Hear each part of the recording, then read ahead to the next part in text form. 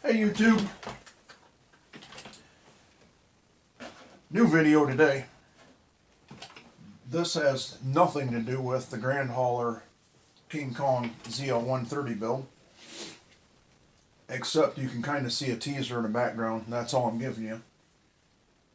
I said in my last video I had something else coming for it. Something scale for my load, part of it, half of it's here. So you can see part of that, but that's not what this video is about. This video is about my Back to Me tf2. I've had this truck, I don't know how many years. My boy has wheeled it, I've wheeled it. He bought it off me a couple years ago. We just traded some stuff, so I got it back. He bought the RC four-wheel drive topper for it, but if you realize my bed is bobbed, actually I think it's like 20 millimeter. It was the width of blue masking tape is what I bobbed it. It's all the way back as close as you can get it to still have the bumper right at the end of the frame rails. I didn't want it any shorter. So anyways, RC four-wheel drive topper, I needed to bob that. It's not perfect. It had like molded lines in it that didn't quite match up when I put it back together. So they're kind of still there, but I don't really care. It's white. It's going to get beat up. It has a hatch. So in my eyes, it's class 0. It has something that opens that functions. It doesn't like to stay down, but that's kind of cool, I guess. It adds to the junk factor.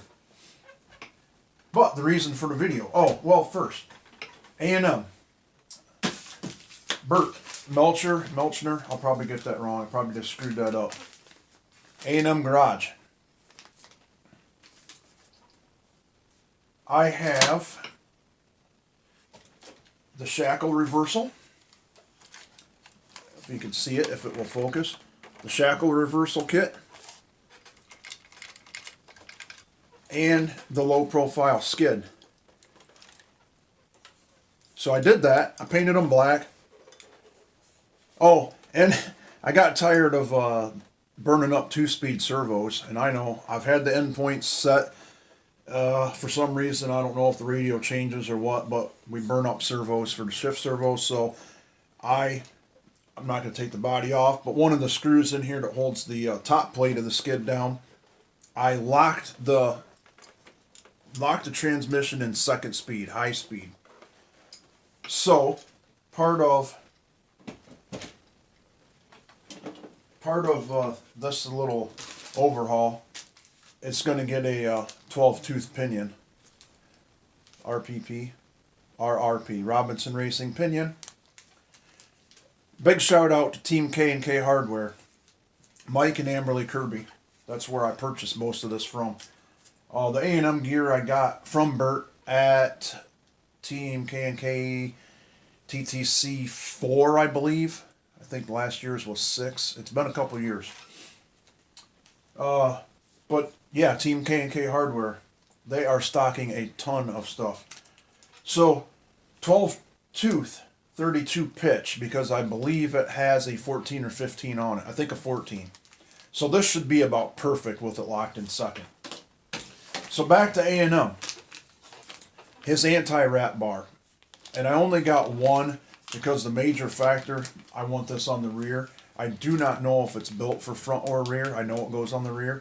And this is for the regular wheelbase or long wheelbase. But once I get that on there and bolt it up, I'm going to figure something out for the front. I go through a set of leaf springs like every season, and I don't wheel this truck hard. Well, I don't wheel it often. I wheel it hard when we wheel it. Second, these, I'm going to probably get this wrong, but I think they were G-made. Supposedly G-made steel. They are heavy. The inner ring is steel. Pretty positive the outer rings are aluminum. I've only started to take one apart, and they've been on this truck a couple of years, and look at the problem. I cannot get that out. Luckily, my Pitbull PBX ATs and 1.9s were soft enough I could pull the bead out of the back side. But I can't get that out. It's the steel ring has rust in it. So I'm on 1 of 4. 4, we're going to make it 1 ton. Here again, new product from Team K&K Hardware. 5 slot, 1.9s. These happen to be a natural. I'll get this wrong. I know they're in 4 different colors. Could be 5, I'm not positive. And 4 or 5 different patterns. I just think that the 5 slots are going to look awesome with the Toyota look and the age of it, the year. Excuse me. That is going to be awesome. So that's where we're at. But, and I'm not going to get my electric scale out, but these were heavy, you know, aluminum outers, but they had a pretty thick steel inner. So they're pretty heavy, and I like a heavy wheel. I don't care what anybody says. Rotating mass, brake parts, not the way I wheel.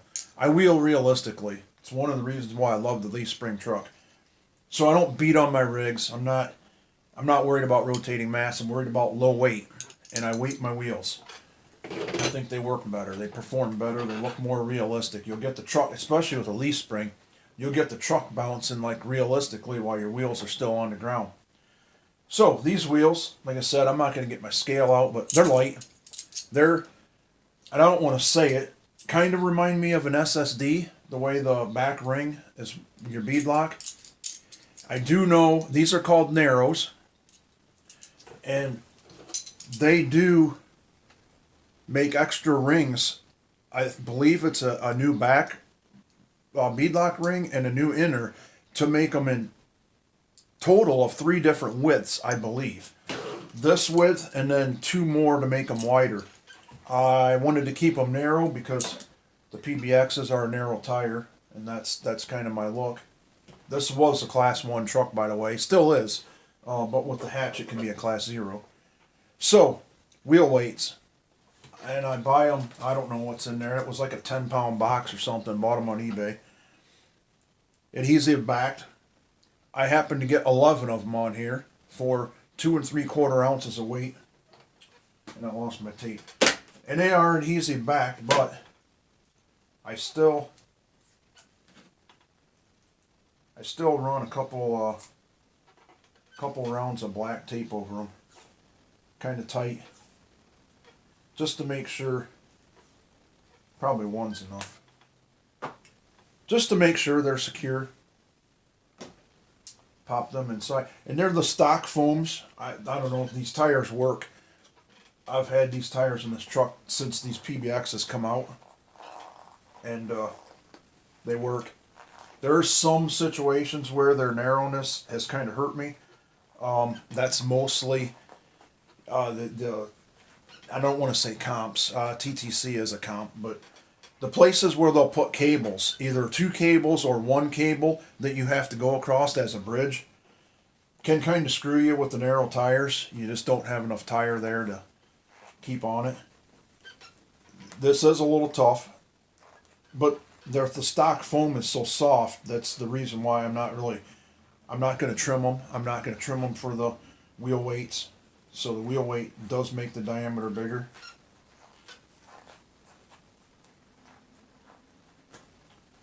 I just try to get them centered in there. Work them around a little bit. Oh, I did put 2 little holes. I don't know what it is, if it's 1/8 or 1/16, little leather punch. I put 2 holes opposite of each other in my tires because I do know these rims will seal up tight. And I don't like a tight tire that can't breathe.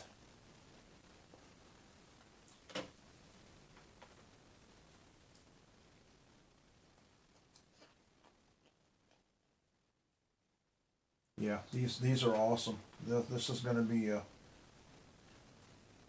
so kind of the deal of it is, I had a truck Kirby wanted, Mike Kirby.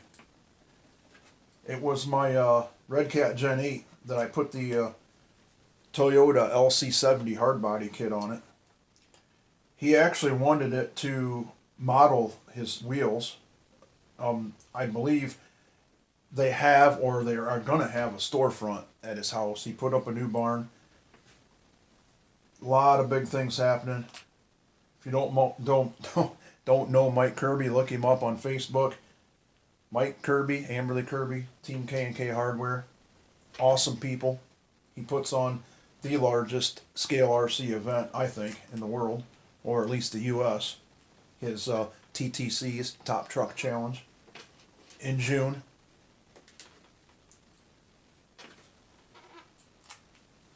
So anyways, that the Gen 8. So we worked out a little trade deal. You know, I got some things that I wanted, and we're working it out right now, the rest that he owes me, and some PayPal probably. That's all right. He's good for it. He knows I'm good for it. I don't care. I know where he lives. Yeah, these are awesome. I love wheels like this. This just makes your life so much easier. And I'm not sure about the hubs yet. Okay, they're 8-bolt. He is going to get some scale hardware in, so I'm not going to buy any from Locked Up yet. I'll wait till he gets it in, because Teamknkhardware is his claim to fame, is his stainless steel hardware. So I'll get scale hardware, but yeah, we're going to convert it to 1 ton, 8 lug. But I believe he has different hubs too. Don't quote me on that, but I think so. And we'll just work these around, making sure my beads are in there right. Make sure yeah, it already made it firmer by leaving the foam the way it was with the wheel weights in it.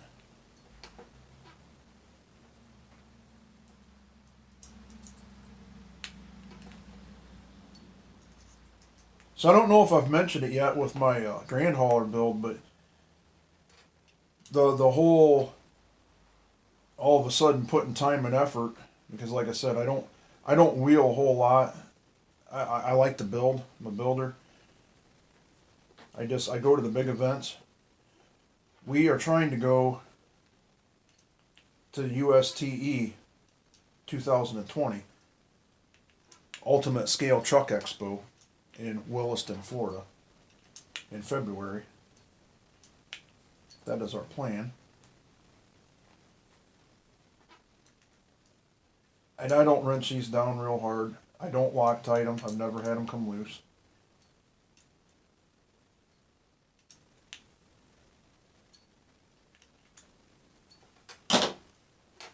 That's that.